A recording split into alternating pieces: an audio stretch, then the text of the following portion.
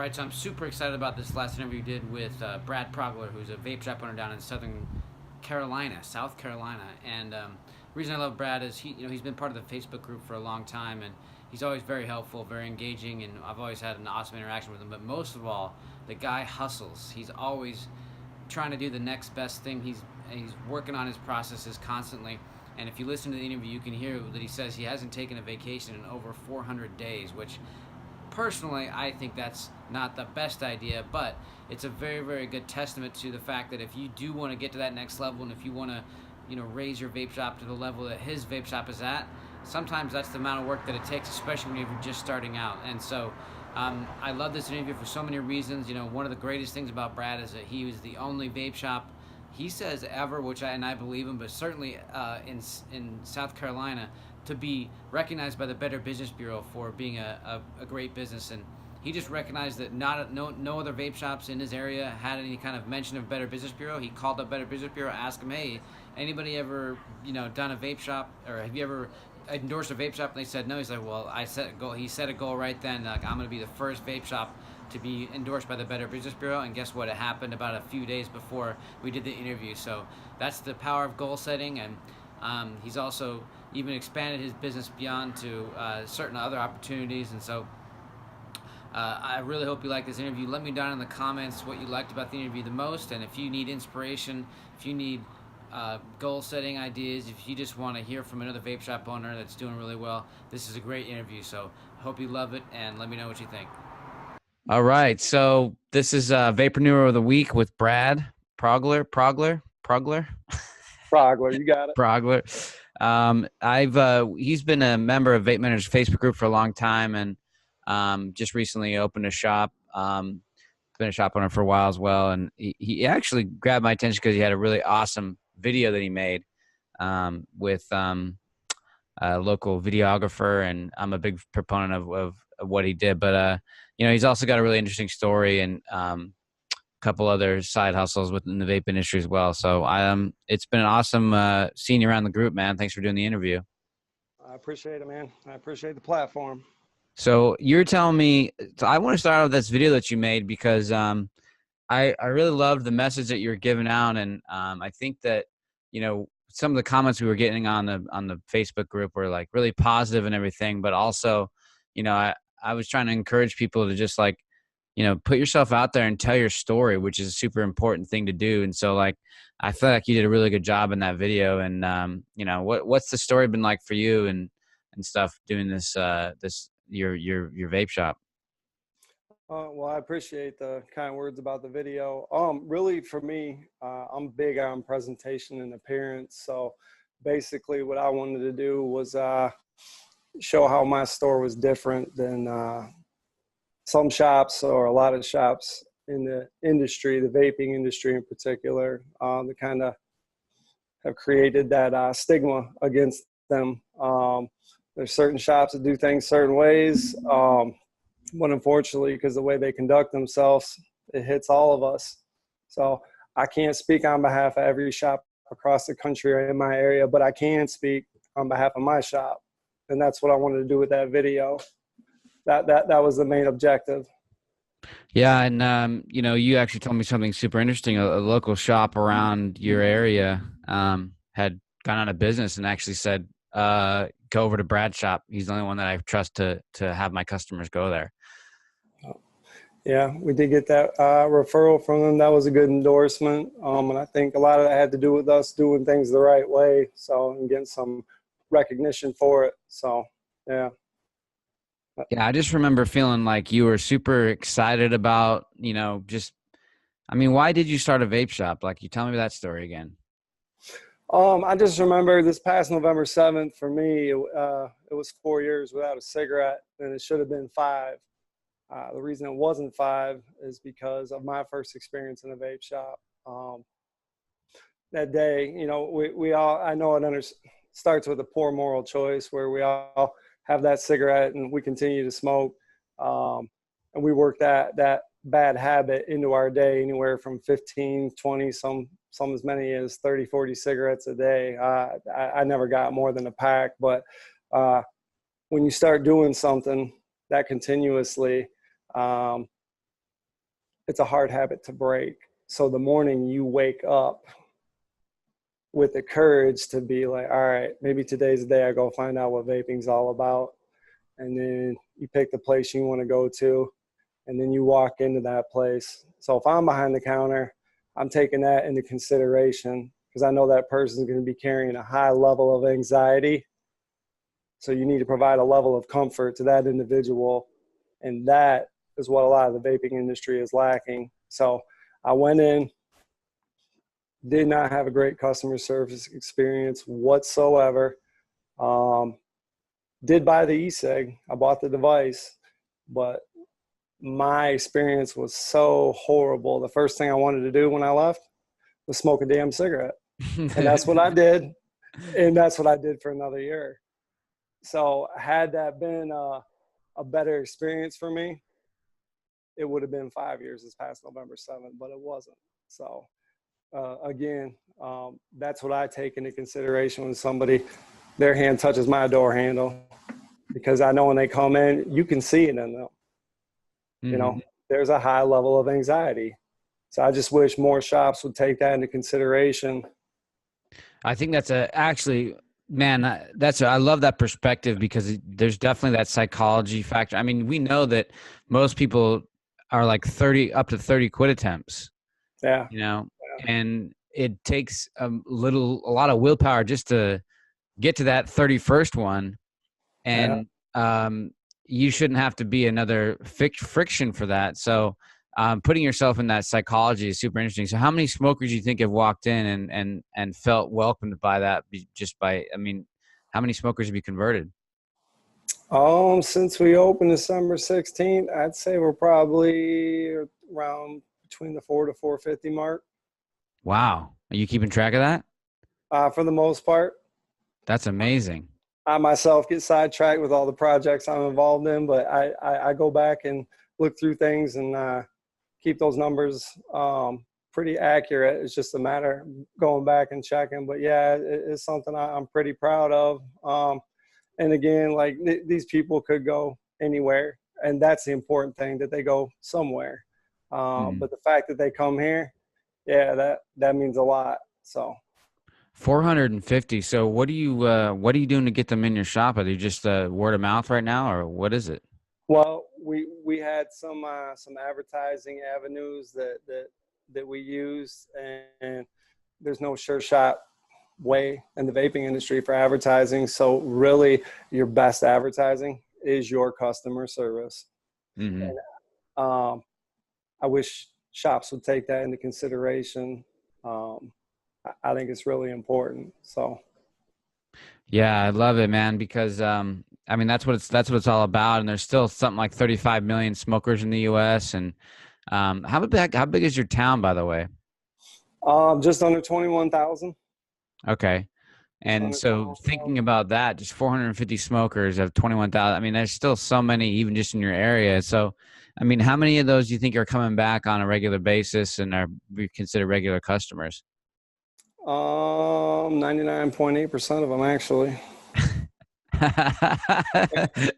Without hesitation, like 99%. 99.8. Yep. Yes, sir.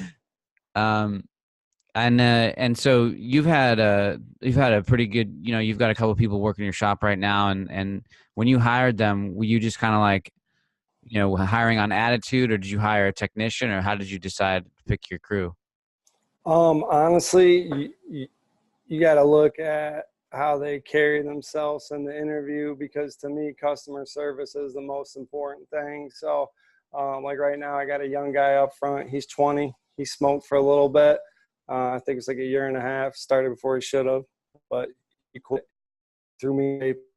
You don't see a lot of 20-year-olds with the product knowledge he has. Now, part of that's because he was very into vaping, so he researched a lot of these products before he even came to work here.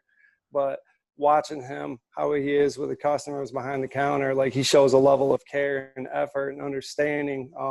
To me, I'm real big on this word. I actually did a post on my personal page today about tonality. So it's just about how you talk to and how you communicate with people. That is very, very important, because every customer is going to be different. So So what did you say about tonality? Because tonality is super specific to each interaction, actually. yeah, yeah. So it was it just about being able. I think tonality comes down to like a sixth sense that you have when you're with people, and just like being able to know what to say, and like it's kind of a natural talent that some people have. Yeah, yeah. But is it always genuine? That's the Yeah, thing. So that's what you got to look for. Um, I had a couple of people in the past, and they didn't work here very long, and it's because of how they conducted themselves. So, um, again, it goes back to my first experience in the vape shop and being behind the counter now. You know, I've been on both sides. So, being on this side, yeah, you just need to be able to provide that level of comfort. So, tonality is a huge part of that. yeah. That's awesome. I mean, so but you came from Michigan, but now you're living in Florida. So tell me about that real quick. Well, I'm from Michigan. I actually moved here to Lexington, South Carolina from South Florida. Oh, So, okay. yeah. Well, for me, college football, high school football, our freshman game was October 31st, the last game of the season. That was 1994. So high school basketball started a couple weeks earlier down in Florida than it did up in Michigan. So as soon as I was done, November 1st, it was down to Florida. So lived there until 2011, and that's when I came up here to the Columbia area of South Carolina. So I had a buddy. We had a company. Well, it's his company, but we started a couple other companies under that umbrella. One was a sports team travel company, and then we have an athlete sport testing company. So uh, that's what I did prior to this. But it was that athlete sport testing company and personal trips that took me into about probably 300 plus vape shops across this country, which really created my desire to do my own shop because I went into so many across the United States here that kind of came that my perspective was 95% of them pretty much are the same. Uh, Hmm. I just knew it was something that I could do better. So you're a serial entrepreneur, right? So you've had multiple companies, and this is the one that you're working on right now. But what you said that you went into 300 vape shops doing your other companies. How did that? What were you doing in vape shops while you were doing your other stuff? Getting stuff while I was on the road, but really just kind of seeing how they operated. Like, was I correct? Are a Hmm. lot of them way too similar and not in a good way?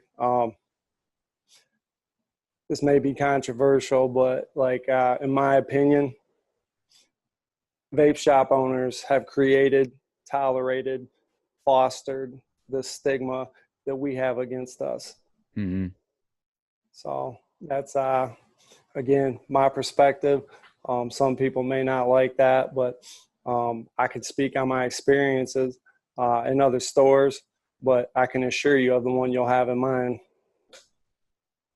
Absolutely. I mean, yeah, like so you've you've been 300 shops. It's just true, man. I mean, like I understand the controversy with that statement, and Yeah. you know, I I actually have a lot of respect for anybody who has opened a brick and mortar shop at all. You know, I mean, they have a lot more risk tolerance than I do, to be honest. You know, and and but it's what hurts me is that why not do it the best you can and do it the right way if you're going to do it, and it's not a lot of the vape industry kind of started by accident because it's like these things are blowing up. You could just start a store and it didn't necessarily matter if you had business experience, and now we're kind of just still unengineering that part of the vape industry, and then there's clickiness as well. And I think you're right. It's like I wish we could take a step back a little bit and just be like, what are we really trying to do here? um you know what But that said, we have to progress. So what's your opinion on like CBD and kratom and those types of things? I think they are actually good products. And I'll tell you my stance when I opened my store. I didn't want it in here. I didn't know too much about it, but I had a lot of the right people coming in and asking for it. So then I started researching it, made the decision to bring it in. But once I made that decision, I had a tougher decision, and that was what company to go with. So, we've done some pretty phenomenal things with CBD. A lot of it through research. CBD companies can't make claims. Us as store owners, we can't make claims, but the people that take it, their testimony is very valuable as to what it did for them. So,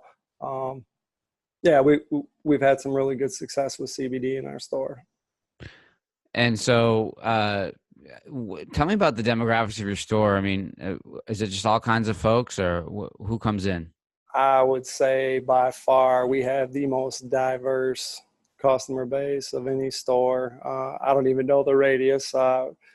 We get the 18-year-old up to the 81-year-old, maybe some a little bit older. We get a little bit of everything. I would say average customer, and this is even a broad scope, is probably 27 to 45. Middle class. I mean, like, it's really hard to gauge it because it's so broad, but I would say the larger portion will be somewhere in that age right there, 27, 45. Yeah, that sounds like the right demographic anyway, for sure. When you think of your favorite customer story or customer service story, what comes to mind? Personal ones where you see the health struggle and it's just you and them in the store and it's quiet and you see, like they're not doing good. So, conversation you and I had a couple of weeks ago when I was on the way down to Florida for 24 hours, that didn't end up very good. Found out my mom's got stage 4 lung cancer. So yeah, you see those people in that condition and man, that wrenches at your heart. And when they open up to you about it, I mean, yeah, those are some pretty touching moments. So it's, yeah, man, I'd do anything for my customers. I would. I know that's true just from the conversation we've had, and I'm sorry again to hear about your mom, and you must be thinking about her a lot when you're talking to your customers and you're hearing about what they're going through. Yeah, it's probably crossed my mind every 30 seconds. So, not to mention it's your mom, obviously. Yeah. Oh my God, it's so hard to think about what that would be like, and yeah, but it's that empathy though, and I have to ask because I'm an empathetic person. I mean, do you ever get exhausted? man, there's 168 hours in a week. I only sleep for 23 of them. I'm always exhausted, but I refuse to show it. Sunday through Thursday, I'll sleep 3 hours a night. Friday, Saturday, maybe 4 hours each night. So technically that's Saturday and Sunday morning. But no, man, that's what I love about the vaping industry. It's well established, but still young enough to make an impact. I'm always thinking, working on something. And it's going to be that way for a while. So yeah, I'm good though, man. I'm worried about you, Brad. I'm good, man. So what's your vision of the next 10 years in the vape industry? Some people are saying it's going to be over as soon as PMTA passes. I mean, are you confident it's going to go past that, or what do you think? Honestly, it's going to continue to be up to store owners. So if they would get up off their asses and get outside their front door and get out in the community and try to make an impact there, which that's what I do with my store. You know, I joined the Area Chamber of Commerce. I joined BNI, which is Business Networking International. And I remember joining those groups. You go check them out. You get up, announce who you are, what you do, how you do it, good referral, special you may be running, and you kind of get that look, that stare. Man, I ended up joining. There's nothing more powerful than sitting down with one person, 2 people, a group of people, or getting up in front of 130 every week and not just explaining what you were doing, but the most important reason, the why you were doing it. Mm-hmm. And just kind of transform that thought process. Mm-hmm. So a lot of these people never smoked or did smoke, but didn't use vape or vaping to quit. But they all have this thought process as to what a vape shop is all about. And they're right about some of them. But my biggest goal is come see why mine's not like that. Mm-hmm. That's where I gained a lot of traction in this community, because it's about presentation and appearance. So if you Mm-hmm. want to, present your store in a certain way, or allow a certain atmosphere in your store that's going to be imposing for anyone outside of whatever age demographic you're kind of letting take over your shop, it's not going to be good for the longevity of it. But my biggest goal was to have anyone staying down that parking lot and look through my windows, age 18 or 118, just look through the front and view it the same. A retail vape shop, and that's what we are. Yep. Well, that I mean, there's a lot of things to unpack there. By the way, I heard a lot of things that I love, because, first of all, if you're putting out a good, vibe and a good face forward to everybody, including the people that are underage, what are they going to think of a vape shop that is like basically selling bath salts or something, right?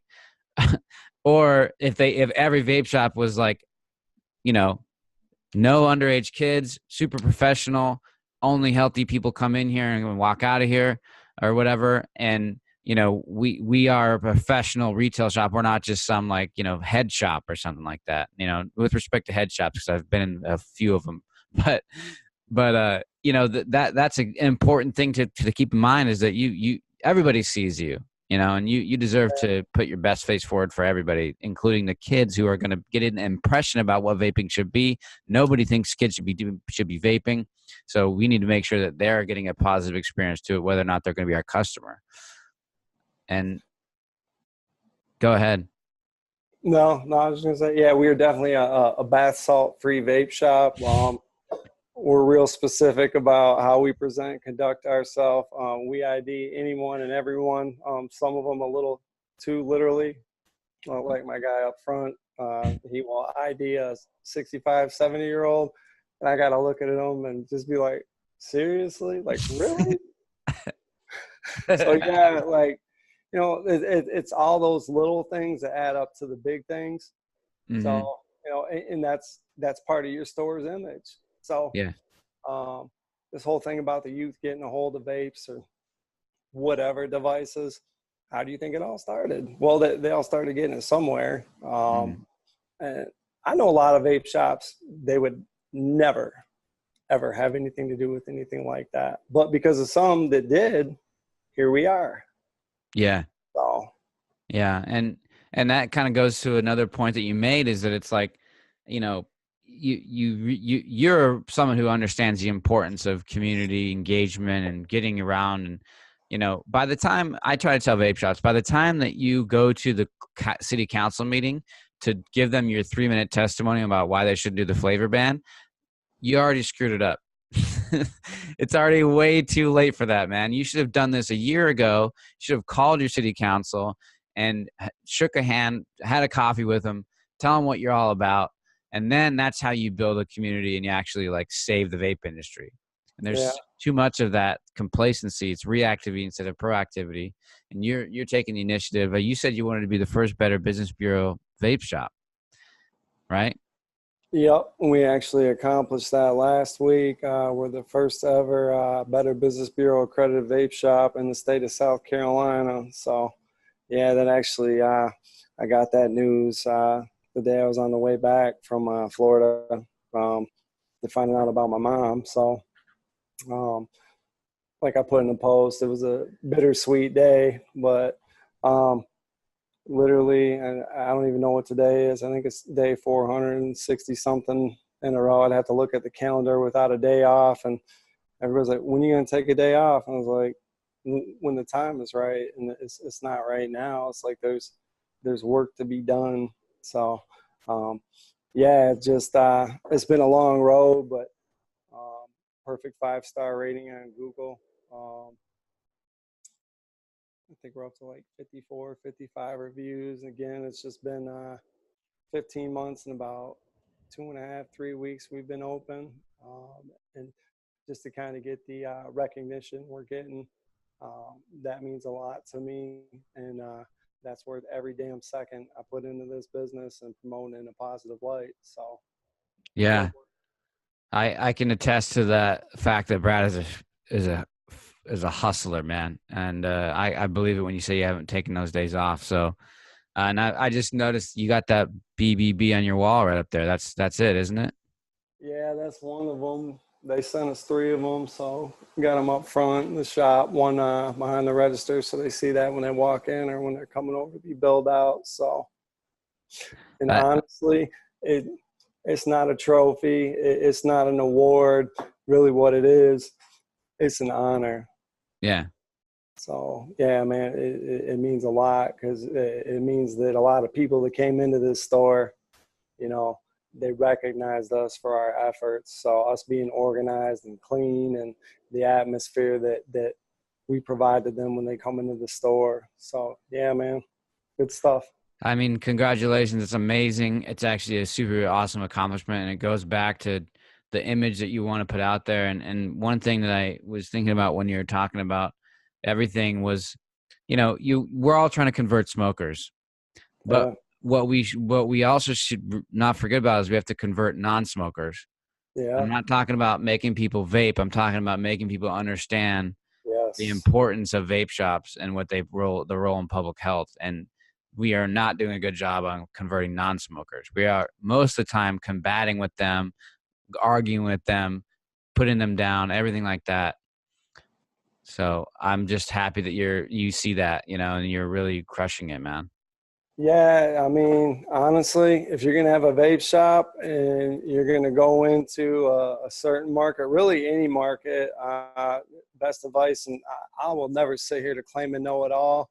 Um, but the best thing you can do for your vape store is don't just open doors and wait for people to come to you. Go out there, talk to other businesses in your community, on your block, in your area, like do business with them, but go meet with them, tell them what you're doing, why you're doing it, and what you're trying to accomplish. So I know if you take care of your business will take care of you. If you don't, it won't. Um, but yeah, it's just up to us as individual shop owners as to the image your store is going to carry. Right now, I think a lot of them are doing a piss poor job at it. And I'm not speaking on this area. I'm speaking as a whole. Mm-hmm. So yeah, man. That's why we're here, man. We're trying to get your input on everything and talk with the shops that are doing it the best and try to the rising tide, lifts all the boats. And we're trying to make sure that those shop owners that have the desire to be at your level, have the tools to get there. And you're sharing your story is super, super helpful. So, you actually, one of the things that you kind of stumbled into was this this wholesale business that you have started on the side, That is true.